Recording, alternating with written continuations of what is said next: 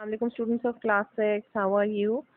Students, today is our 10th lecture of SST in which we are going to learn something about the weather measuring instruments. So open up chapter number 4, that is page number 15 of your book. Students ये बहुत easy से weather measuring instruments हैं जो आप class 3 onward सारी books में अपने पढ़ते आए हैं. थोड़ी सी ज़्यादा डिटेल में हैं तो let us read and try to understand the main concept. First instrument is the rain gauge. A rain gauge measures the amount of rain that has fallen. Underline the first two lines. That is the purpose of rain gauge कि amount of rain को measure करने के लिए होता है. This is a metal or plastic container at the top of which is a funnel. Funnel क्या चीज़ होती है? कीफ बोलते हैं उसको उर्दू में, या इस तरह की कोई चीज़ जिससे आप कैप्चर करना है आपने रेन को, तो उसका टॉप थोड़ा सा वाइड होता है और नीचे से ग्लास ट्यूब होती है. Inside the container is a glass cylinder marked in millimetres. ये यहाँ पे सारी साइज पे इसके मार्किंग होती है मिलीमीटर्स में. And rain falls on the funnel and collects in the cylinder which where it is measured every day.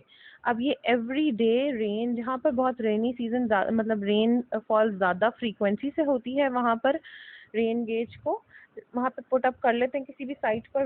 Weather instruments जहाँ पे लगे हुए होते हैं और मोस्टली जहाँ वेदर फोरकास्ट वगैरह के डिपार्टमेंट्स होते हैं उधर, तो वहाँ कंटिन्यूअस मेजरिंग चलती रहती है. डेली बेसिस पे उसको मेजर करते हैं कि कितनी मिलीमीटर रेन हुई और फिर उसको डिस्पोज कर देते हैं और फिर उसको खाली फनल को दोबारा लगा दिया जाता है. अब ये ग्लास या प्लास्टिक कंटेनर में रखने का मकसद इसको ये होता है, इस ट्यूब को, क्योंकि ये नीचे से इसका एज फ्लैट नहीं होता और ये खुद से नहीं अपने आप को स्टैंड कर सकती, इस वजह से इसको रखा जाता है किसी भी कंटेनर में. अब जैसे ये एक पिक्चर है, इसमें इन्होंने एक वुडन पीस के साथ उसको अटैच किया हुआ है, बीच में उसकी ग्लास ट्यूब है और एक प्लास्टिक के ग्लास टाइप में उसको फिट किया हुआ है सिर्फ उसको होल्ड करने के लिए, और कोई पर्पस नहीं है इसका आउटर कंटेनर का. होल्ड करने के लिए और ताकि वो वेस्ट ना हो और सही से मेजर हो जाए, उसको स्ट्रेट रखने के लिए. Okay. The next instrument is wind vane. The simplest weather measuring device is the wind vane. A metal arrow with a tail is mounted on a pole or the roof so that it will turn around easily, ताकि वो move कर सके. आपकी ये left corner पर आपकी picture बनी हुई है विंड वेन की, इसको आप क्लियरली देख सकते हैं. एरो होता है, उसके पीछे उसकी टेल होती है जो डायरेक्शन ऑफ विंड को इंडिकेट कर रहा है, और नीचे उसके कार्डिनल डायरेक्शन है, simple east west north south, ताकि पता चले कि विंड किस साइड पर जा रही है. और ये दोनों चीज़ें ना फ्रीली मूव कर रही होती हैं. किसी भी रूफ पर या टॉप पर लगा दिया जाता है इसको, विंड वेन को. It points in the direction from which the wind is blowing. So the arrow is pointing in the direction on which the wind is blowing, and the tail is on the opposite direction. Okay. Now let us move forward to the thermometer. The next weather measuring instrument is the thermometer. A thermometer measures the temperature. ये तो सबको ही पता है. An ordinary thermometer such as the one we may have at home shows the temperature at the moment we are looking at as it. एक आपको जो जैसे हम लोग बुखार वगैरह चेक करने के लिए घर में एक सिंपल थर्मामीटर जो होता है, वो उस वक्त का, उस मोमेंट का इंस्टेंटली टेम्परेचर हमको बता देता है कि कितना है. और for weather purposes we really need a maximum and minimum thermometer होता है. मैक्सिमम मिनिमम, जिसकी ये पिक्चर यहाँ पे आपको दी हुई है, यू शेप्ड थर्मामीटर होता है ना, आर्च की तरह का. This instantly shows us the highest and the lowest temperature. अब हाईएस्ट लोएस्ट टेम्परेचर का क्या पर्पज होता है? Highest and lowest temperature show करते हैं कि एक दिन में, क्योंकि वेदर आपको पता है कॉन्स्टेंटली चेंज हो रहा है, एक दिन में मैक्सिमम गर्मी कितनी हुई और ठंड कितनी हुई. Minimum temperature shows the coldness, the cold part, and the maximum temperature shows the warm part of the thermometer. तो इसके ऊपर भी इन्होंने इंडिकेट की हुई है मेजरमेंट के लिए कि कहाँ तक जो है ना गर्मी हुई और कहाँ तक ठंड हुई एक दिन में. और ये डेली बेसिस पर उसको रिफ्रेश भी किया जाता है. इसके अंदर छोटे छोटे मेटल पार्ट्स हैं, ये जो आपको डार्क सा मेटल स्प्रिंग्स नजर आ रहे हैं अंदर इसके लेफ्ट साइड पर और राइट साइड पर, दोनों साइड्स पे होते हैं. और इनको डेली रिफ्रेश करने के लिए इनके बिल्कुल बॉटम पर एक छोटा सा मैग्नेट लगाया जाता है, जिससे ये दोनों पार्ट्स नीचे आ जाते हैं और फिर उसको छोड़ दिया जाता है मेजर करने के लिए टेम्परेचर को। तो चले हम आगे पढ़ लेते हैं। It has a U-shaped tube. It has a U-shaped tube and a mercury moves up and down both arms. Two small pieces of steel float on top of the columns of mercury. As the mercury goes upwards in the hot column, it pushes up its steel marker. अब वो जिस तरह mercury ऊपर की तरफ जाता है hot column में, तो वो स्टील का जो पार्ट है वो उसके ऊपर जाता है, मरकरी के अंदर एब्जॉर्ब नहीं होता, वो उसकी टॉप पे रहता है। When the mercury in the hot side goes back down, the temperature falls. It leaves the steel marker behind. अब जहाँ तक वो हॉट कॉलम में मैक्सिमम वाले कॉलम में मरकरी के ऊपर ऊपर वो मेटल का पार्ट गया था, मरकरी नीचे आ जाती है लेकिन वो मेटल का पार्ट अपनी जगह पे रह जाता है। तो उससे पता चलता है कि आज कितना टेम्परेचर ऊपर गया था। It leaves the steel marker behind so that we can see the highest point it reaches. और इसी तरह बिल्कुल कोल्ड पार्ट में होता है कि जब वो श्रिंक होता है मरकरी ठंड की वजह से नीचे को जाता है, तो वो स्टील मार्कर नीचे को जाने शुरू हो जाता है, और जब मरकरी अपनी जगह पे स्टेबल हो जाता है तो वो भी वहीं रुक जाता है। The cold column does the same except when the temperature rises, the little steel marker is left behind to show the lowest point it reached. अब यहाँ से हमको मैक्सिमम मिनिमम की साइड से lowest point of the day पता चलता है temperature का, और हमें मैक्सिमम की साइड से highest point of the day पता चलता है। Students, now let us move forward with the barometer. Barometer is the fourth weather measuring instrument, and it is very important in measuring and forecasting the weather. Why is it important? Because this instrument measures the pressure or the weight of the air. अब आपको पता है pressures हमने जो है ना wind के और एयर के, ये हमने साइक्लोनिक और एंटी साइक्लोनिक विंड्स में किए थे डिस्कस कि when the pressure is low तो it means it's a cyclonic wind. जब एयर प्रेशर कम होता है तो साइक्लोनिक विंड्स होती हैं, और साइक्लोनिक विंड्स का मतलब है bad stormy and rainy weather. And when the pressure is high तो इट मींस कि क्लॉकवाइज डायरेक्शन में चल रही हैं हमारी विंड्स, और ये एंटी साइक्लोन है, और इसका वेदर का के ऊपर असर क्या होता है कि dry, clear, fine, warm weather होता है। सो वेदर फोरकास्ट में the most important instrument is the barometer.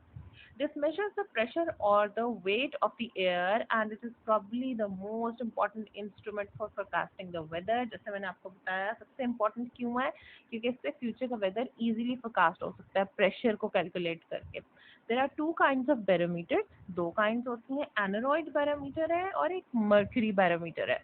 एनोरॉइड barometer जो है ये पोर्टेबल है, इसको आप उठा के कहीं भी लेके जा सकते हैं अपनी पॉकेट में, ठीक है, और ये के विंड के प्रेशर को, एयर के प्रेशर को मेजर करता है। सेंटर में इसके गोल्डन वाला जो है आर्म जो है इसकी, ये बताती है कि जी इस वक्त जो है नॉर्मल टेम्परेचर क्या था, और उसके बाद एयर प्रेशर बढ़ना शुरू होता है, वो क्लॉकवाइज जा रहा है या एंटी क्लॉकवाइज जा रहा है। क्लॉकवाइज जा रहा है तो फेयर और ड्राई वेदर की तरफ जा रहा है, और अगर एंटी क्लॉकवाइज जा रहा है तो रेनी और स्टॉर्मी की साइड पर जा रहा है। ये साइक्लोनिक और एंटी साइक्लोनिक विंड्स की तरह होता है बिल्कुल। अब ये एक बिल्कुल क्लियर पिक्चर आपको नजर आ रही है।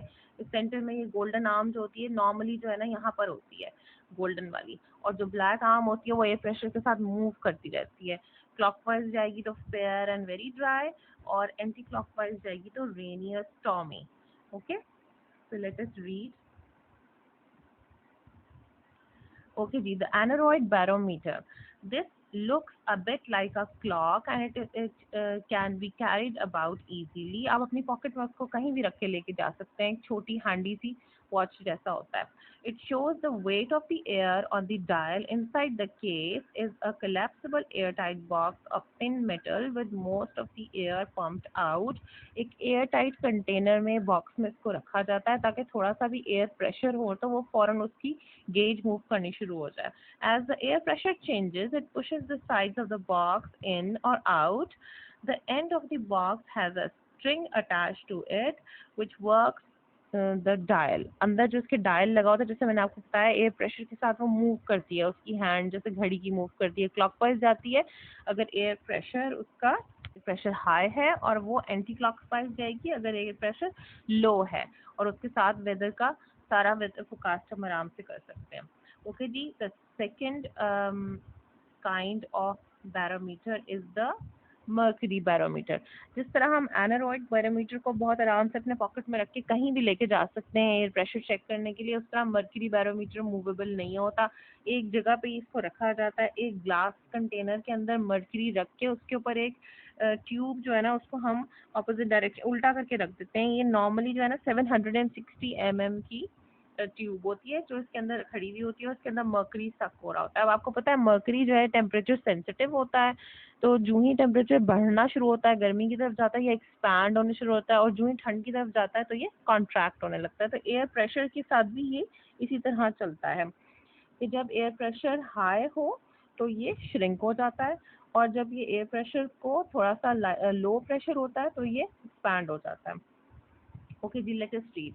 This is a glass tube about a meter long, which is closed at one end. It is filled with mercury, and the open end and is placed in a bowl of mercury. This acts as a kind of scale. The weight of the air pushes the mercury up and down so that we can see how heavy the column of air above is. The average height is 760 mm. The mercury barometer is fragile. Fragile का मतलब होता है it is breakable, टूट सकता है, गिर सकता है, बैलेंस मुश्किल से हुआ होता है. It cannot be moved easily. इसलिए हम इसको कहीं लेके नहीं जा सकते इधर उधर. अब ये देखिए कि आपको मजीद क्लियर पिक्चर नजर आ रही है.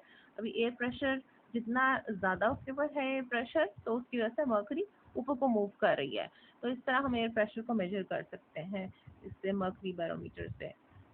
ट्यूब रखी हुई है लेकिन ये कोई अटैच नहीं होती ट्यूब, ये अलग होती है, इस वजह से ये फ्रजाइल है, ब्रेकेबल है.